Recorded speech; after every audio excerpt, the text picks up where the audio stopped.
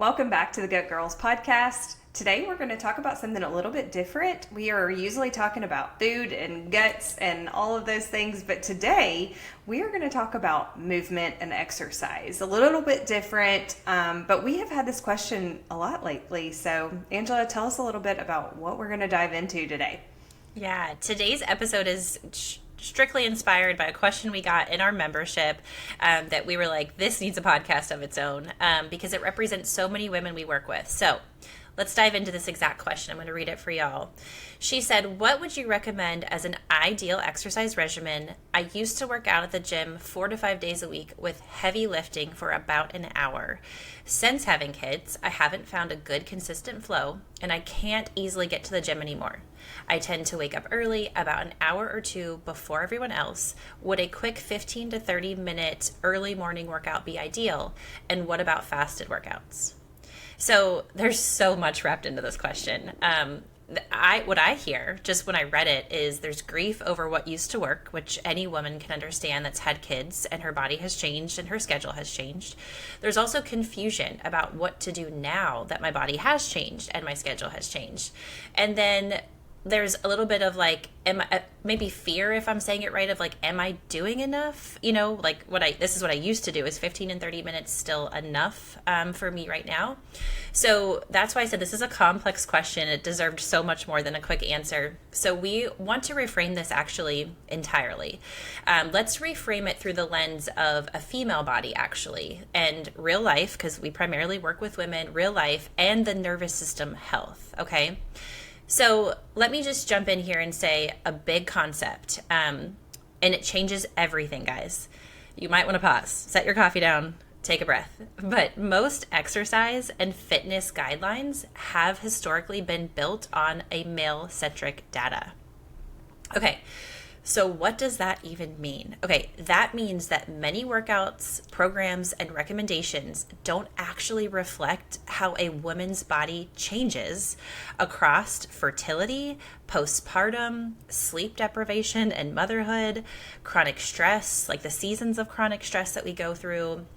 Let's talk about perimenopause and menopause, right? So I just want to say that women's bodies they're not just smaller versions of a male body. And when we follow programs or guidelines that ignore that, we do often feel worse instead of better.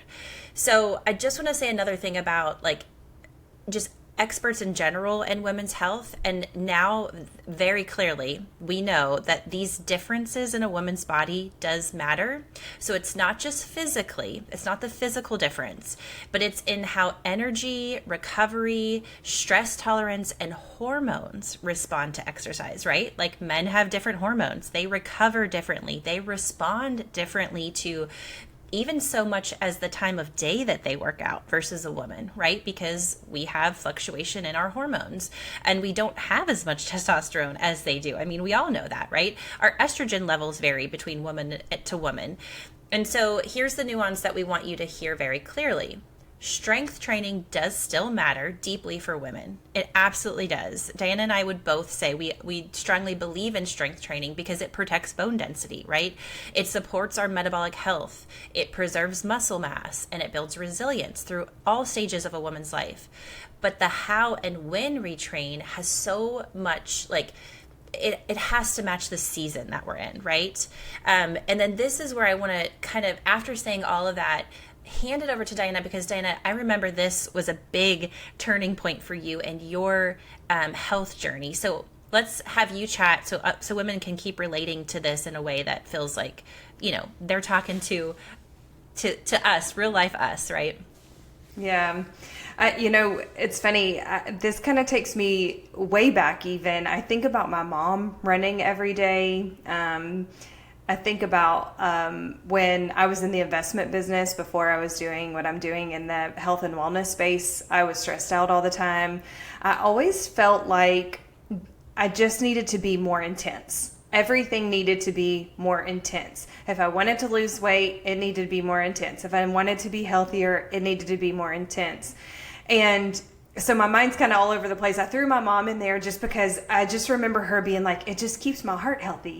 She just loved to. So it wasn't really about and it was about weight for her a little bit too, because she knew that, she could burn this many calories and whatever. So my mind for exercise has kind of always been, and of course I played sports and whatever. So it's never been like, okay, this is what you need to support your body. So I've just always kind of been all over the place. And then I went through this period of time when I had, I shared that I had gained a lot of weight after my mom passed away. And then I gained a lot of weight when I had my girls. And so what did I think would happen? I thought I would lose a bunch of weight and work out all the time, work out. And so I was doing it as hard as I could. I was waking up super, super early, trying to work out, have this super intensive workout, but feel absolutely exhausted. I never felt better after I did it. I mean, I say never. I'm sure there were some days that felt better than others, but for the most part, I was really just almost like taking it too hard on myself at that point in time. And so when I really think back about it, once I started working with you and I really started to understand a little bit more about what my body needed, I still didn't have the whole picture together, but I started understanding hey, my body doesn't necessarily need this major intense all the time, right? It needs to feel, because I was feeling, after I was working out, I was feeling more inflamed, more exhausted, more anxious sometimes. And it was like this cycle of not feeling great, but yet I felt like I needed to keep doing it. And so I think back about how I went through my journey and how much that has changed over the years and how I've moved my body has changed over the years. I definitely, if you listen to the last podcast, I talked a lot about journaling. And I have really, for the last, I don't know how many episodes we're in, 20 something, almost 30 episodes, I think. And, we've talked about journaling and how important that is. And I would journal my movement too. Hey, this made me feel this way. Or today I only felt like I could really just go for a 20 or 30-minute walk. And so now my type of exercise, now that I've kind of come out the other side after I've done the gut work, the healing work, all of those things, and made my body feel safe. We keep talking about that here on the Gut Girls. We talk about how our body wants to feel safe. Once I've done that, then I can every now and then increase the intensity a little bit, right? But for the most part, I'm really focused on, like you said, the strength training, more of a Pilates style movement. I use some resistance bands. I love to walk. I just love to get my steps in. But one of the most important things that I'm really focusing on is trying to really just focus on my nervous system in general, just to make sure that that's in check first, and then my body can heal, which is what it's constantly trying to do, right? And so once I got out of that mindset of this major intensity all the time is what my body needed, once I got out of that mindset, it really kind of opened up this whole new world for me about what movement and an exercise really means. And so, that's kind of my story. It's so interesting to think back about all the different types of styles and, going to different classes and all these different things that I've tried. But, I was never really listening to my body, and that's what's so important. It's interesting because what I hear so many things. I hear you say your idea of fitness was modeled from your mom in a way, and then the culture around you of I had these babies, I was 80 pounds heavier, I've got to lose the weight, it's got to happen intensely, I've got to get back to me quickly, and I think that's normal for a lot of women to experience that, but then now what I'm hearing is through the process, it's I would imagine, so correct me if I'm wrong, the way you meal prep your week of food, you probably also look at the week ahead of you in a sense and know the days that there's potential to work out hard, right? Versus days that I'm probably just going to get a walk in this day and I'm okay with that. Or, I have to go pick up one of the girls at 11 o'clock at night because she's doing band. And so I just know I'm not going to be going hard the next day. Am I correct to hear that? 100%. I mean, that's exactly how I plan my week that way, because I really have to make sure that I've slept well, that I've eaten well, and I really even kind of like plan my meals around it a little bit too. You know, we talk about that on some of the other podcasts, and we won't go into it here, but even as far as like, you know, eating a little bit more carbs during those more intense days that I feel like I've exercised, or that I've slept well, and I want to have more intense exercise. A lot of times I'll increase my good carbs those days too. You know, I'll make sure I add sweet potatoes with my eggs and things like that. So it's really a lot more strategic now. But again, and it's not like anybody's prepared this like super amazing plan for me, but it's just that I've finally kind of listened to my body and what it needs. And you know, I mentioned like, you know, going super hard at 5 o'clock in the morning for many years. And did that serve me well? Probably not. Tell us a little bit about why that didn't serve me well. Yeah, let's dive into that, because that actually brings us back to this particular listener's question, where she was saying, you know, is a morning workout good for me? Okay, so when you wake up, this is what you have to understand. We're not saying it is or it isn't, okay? But we want you to understand. So when you wake up, your body's you naturally experience a rise in cortisol. So cortisol is a hormone that your body naturally makes. It's a stress hormone, but it helps you wake up. It helps you feel alert. It helps you get out of bed. It helps you get moving. So it's not bad. It's a necessary hormone. But the issue is what we stack on top of this already rising cortisol. So if naturally my cortisol hormone's going up to get me out of bed, but then I wake up and I go very intense, lots of caffeine, pre-workout, whatever it is, I push through the exhaustion, I'm training fasted. That was a part of the listener's question too. So I'm training fasted. And then your body starts to interpret that as a threat, right? So you went from, I'm waking up, I'm getting out of bed, to like, oh my gosh, now I'm running from a bear. Like, no joke. Like, guys, this is even though you don't mentally perceive it this way, this is what's happening in the body, okay? So that, like Diana said, was that benefiting me when I was doing that? It's not benefiting you, especially if you're already stressed. So that's, what season are you in? Are you in a very stressful season? Are you in a season of healing your gut right now? Are you postpartum? Did you just deal with a loss? Are you dealing with hormonal symptoms? You know what I mean? Are you taking care of aging parents that are sick right now, and like you're you know, up late at their house? Whatever it is, like whatever the season that life has you in, you need to ask, can I handle that threat that early in the morning? And then Diana hit it too. Am I fueling appropriately to recover from that threat first thing in the morning? So this is why so many women say they work out in the morning and they feel more tired and anxious afterwards, or they hit a wall at 2:30 in the afternoon. So that's not weakness, that's physiology. And this is where Diana and I both want to be clear. Some women are in a season, and physiology meets them in this season where they can handle it. They can get up, they can go intense at 5 a.m. in the morning. And so I think the better question for this listener is, if that's something that you feel, based on what we've said so far in the podcast, serves you, what really then matters is, Diana talks a lot about journaling. I want you to journal about that workout and how you felt after that workout. And I want you to journal about your recovery meal. And if you find that, let's say for a woman particularly, your cycles stay normal, right? Like you don't skip a cycle, it doesn't get delayed, it's not heavier, it's not more back pain in the next cycle. If you can, you know, then maintain the presence of being with your kids and your family that day, if you can show up in all other factors of your life, if joint pain doesn't come back, like all the things, this is why we journal, so that you can check all these boxes off. If that's happening for you, then yes, you probably are in a season and in a physiological state where that will serve you. But if you find that the journal doesn't lie, then that's probably not what you should be in right now. And so Diana, you had mentioned a little bit about like Pilates style movement and resistance band training. I would imagine that, you know, if we talk about those, like the morning workouts, when you're doing more of that style of a workout, you know, you probably even feel like if you're doing it in the morning that you're waking the body up more gently by doing it that way. And I wonder, like, the strength that you've built over the years by changing some of your workout style, like what you've noticed and how your nervous system has responded. Do you want to talk a little bit about what you saw even after changing your routine a little bit? Like, what are you seeing now in that change in working out?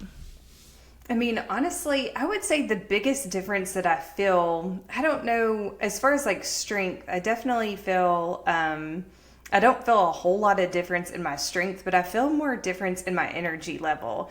And my guess is that probably has more to do with my, with the cortisol dysregulation and the blood sugar dysregulation, all that was kind of going on. That's the thing, I guess, that first comes to my mind is that's the biggest change that I've been able to see is that I am not exhausted, at 2:30 in the afternoon. I actually, a lot of times in the afternoon or in the evening between running the girls, Todd and I will actually do sometime another like 20-minute little workout. We'll either go for a walk or we might do a little bit more of an intense workout, depending on how we feel, how our day's been. I mean, we will literally have that conversation on the phone.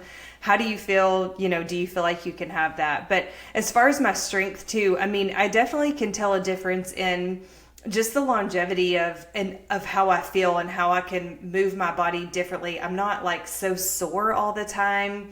I feel like I sit up a little straighter. I understand a little bit more about how to like position my hips and, do things like that, which I think is the resistance training, right? Versus, I don't know a whole lot of the physiology and everything behind the movement and everything, but that to me is kind of how I feel like, and I would expect that that's probably what you're thinking that I would have seen from this, right? Yeah, well, you touched upon something without me even necessarily cueing you, but ladies, a lot of times postpartum, it doesn't matter if you're a year I think people think postpartum is like the first year postpartum, and it's like, no, I'm talking about just after having kids in general. Your pelvic floor changes. So Diana, you actually just said it. It's so beautiful to hear you say it. Like, I've learned how to hold my hips differently. Like, that's actually strength. It may not be that you're like, oh my gosh, yeah, I'm now picking up 150 pounds in the gym, but you're learning the core strength, right? And that's where so many women come into problems is urinary incontinence, or they'll say, I'm working out and I'm peeing myself when I'm working out. Like, I have to wear a panty liner all the time. Those I'm chronically constipated. Like, guys, that's a pelvic floor issue, right? Or it can be. I'm not saying that's the one and only thing it is, but once you've had kids, the pelvic floor, that's a big part of all of that. So just hearing you say the changes that you've experienced, I think speak a lot to that. So I really wanted to point that out. I love that we just took a moment to answer that. So let me finish real quick. We were talking about Pilates. Okay, if you're not familiar with Pilates, I'm not saying you've got to learn it and you've got to completely, relearn how to work out, but both Pilates and strength resistance band training, what they do provide, guys, is that like real strength and tone, especially in women in the pelvic floor, like we talked about. But Diana also mentioned the postural changes. How many women, I mean, I have a chiropractic business, so like how many women do I see with neck pain all the time, right? And shoulder pain and low back pain. A lot of that is just you've never learned how to strengthen in a postural sense. So slowing down the intensity of the workout also helps you do that, right? So that's huge. And then a lot of our listeners do have joint pain. So doing a different style of working out, like Pilates and bands, they can improve your joint stability. And they encourage breath work, which I think is so important because we talk so much about the nervous system. And so when you're working out intensely, guys, you're kind of breathing in those like accessory muscles, which if you guys are watching, it's like all these like neck muscles. So when you wonder why you're tight all the time up here and you ache, it's probably because of some of that intensity that you're pushing through, right? Versus a slower, maybe gentler pace workout where you're learning to breathe through the diaphragm, that belly breathing, that diaphragmatic breath, which can really help regulate your nervous system. Yeah. And, we're not saying nobody can ever do CrossFit again. I want to make sure that's clear. I'm kind of like listening to you and listening to myself, and I'm like, man, I don't want to like offend somebody that loves to do CrossFit, but if somebody is doing that and doing it well, they probably are in this season of like not a whole lot of stress. They make sure that they really fuel their body well. They make sure they're getting plenty of sleep to be able to do that, and really paying attention to, hey, today is a really intense workout that I'm going to do. And it's not just CrossFit, Orange Theory. I mean, there's a million different things. But just making sure that you're aware of like how hardcore you're going to go today versus another day. And those people a lot of times are a lot more seasoned in their movement and in their exercise, and they kind of understand that. But for where we are with our Gut Girls and our community, like you said, a lot of our community are moms. And, so a lot of times they don't have time to go to a class, right? So it's actually a lot simpler to be able to just do that at your house. And, so to answer the question, is 15 to 30 minutes enough? Absolutely. I mean, what we're trying to do in the morning is just to be able to get up, wake up our body, activate our muscles, improve our circulation, get our metabolism going for the day, set the tone for the nervous system. So all of those things can be done in 15 to 30 minutes. You don't have to go spend an hour at the gym or anything. And again, we're talking about generalized. I know there's some people that have trainers and whatever. And so, there's a different season for all of those things. But for what we're doing, again, those things are the more important things to focus on right now. And so those short intentional movements that you do consistently, a lot of times will kind of outperform these hard, intense workouts, which is again kind of what I found. I would almost call mine burnout, wouldn't you? Mm-hmm. Yeah, for sure. And I love that you said that a lot of the people that are doing those intense style workouts, they are more seasoned. And I mean, quite frankly, they prioritize their nutrition and their sleep because they've learned over the years the demand on their body. So I love that you took a moment to recognize them and where they're at and their hard work. And then the last part of that question, just so we make sure we answer the whole question, was what about the fasted part, like the fasted workout? Okay, so this is where we are very clear in our recommendation about fasted workouts. We typically don't recommend them because we typically recommend eating protein before a morning workout. So again, this isn't about rigid rules, because I'm saying that like we don't typically recommend them, but we also work with a lot of women that are in the midst of healing their gut. So it does not fit in that scenario, right? And it's about supporting the female physiology. So for most women, like I said, that are under chronic stress, that are postpartum or dealing with, fatigue, anxiety, or hormonal symptoms, fasted workouts first thing in the morning can just stack stress on top of the already elevated cortisol that I talked about. So we recommend eating protein before the movement, and that helps, so you understand, stabilize blood sugar. That helps buffer the cortisol response that's going to happen in that morning workout. It also helps signal safety to the nervous system. We talked in the last podcast so much about safety. So if you're listening to this and you were wondering after last podcast, like, what is that safety thing they're talking about? It's this. It's signalizing safety to the nervous system. It's improving workout recovery, that mid-morning crash that we talked about. Like, if you eat protein first, it helps prevent a lot of these things. So again, some women can tolerate more of a fasted workout and they do feel great doing it. And if that's you, that's great. You've probably, like Diana said, been a little bit more seasoned. You have spent more time listening to your own body cues and journaling and figuring that out.